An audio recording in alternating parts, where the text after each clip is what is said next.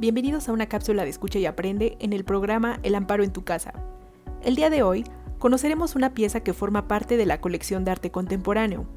Observemos con atención esta pintura, iniciando desde el fondo hacia la parte frontal. Prestemos atención a los elementos, los colores y los detalles que la componen.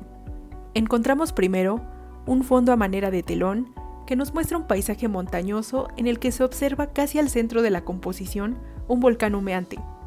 Este detalle nos permite centrar la obra en el contexto angelopolitano, hecho que se puede corroborar con el texto Puebla de los Ángeles escrito sobre otra de las elevaciones del paisaje. Este telón, a manera de fondo pictórico, nos recuerda la tradición retratística decimonónica con obras como la de Pelegrín Clavé en la Academia de San Carlos o las de Federico Madrazo en el contexto español, en las cuales los paisajes o elementos que componen el fondo pictórico refieren al ámbito de origen o de acción de los personajes retratados a manera de pautas de identidad. Por otro lado, también se vincula con la práctica de los estudios fotográficos de dotar a los personajes retratados de un escenario,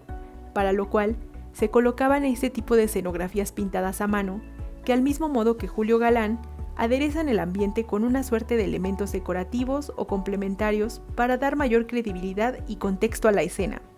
En el espacio pictórico, se observan elementos vegetales que dan mayor exuberancia y un efecto de tridimensionalidad al paisaje montañoso, así como un conjunto de macetones elaborados con la tradicional loza estanífera azul y blanco, también llamada talavera poblana.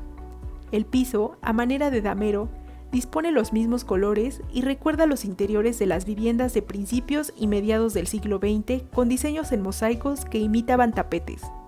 En el plano intermedio de la composición y como protagonista de la obra, se observa Elizabeth, la hermana del pintor,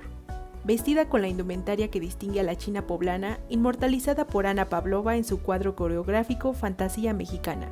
con el que debutó en 1919 en el Teatro Arbeu. Elizabeth se encuentra sentada en un sillón de roatán tejido, portando un abanico en su mano y acompañada de un cojín con la imagen de la Virgen de Guadalupe, otro elemento que vincula con lo identitario.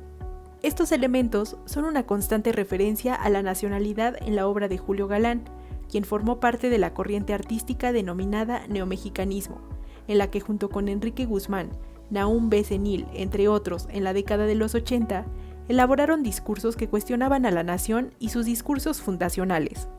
En el extremo derecho de la pintura se observa un zarape de saltillo colocado también a manera de telón, y al fondo, en la penumbra, un autorretrato del pintor, junto con una mano que se asoma por detrás del cortinaje, que revela la teatralidad, el artificio y el carácter de trampantojo de la obra.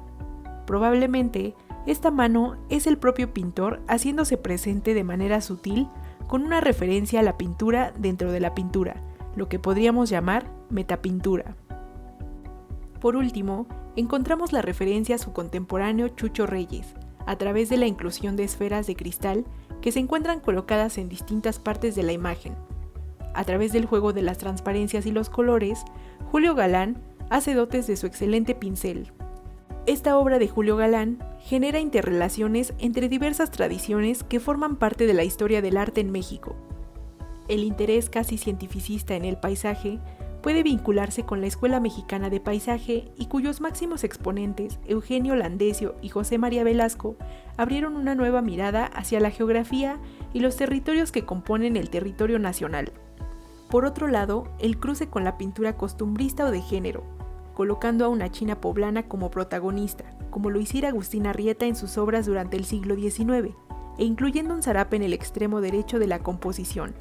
Asimismo, el innegable vínculo con la retratística del siglo XIX y un juego de construcción de identidad en los rostros de su hermana y el suyo, ya que se pueden observar muchas semejanzas entre ambos.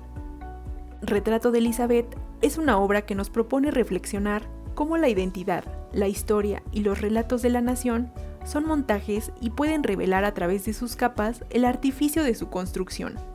Esperamos que les haya gustado esta cápsula de Escucha y Aprende, y los invitamos a que estén pendientes de nuestra página web y redes sociales para más actividades.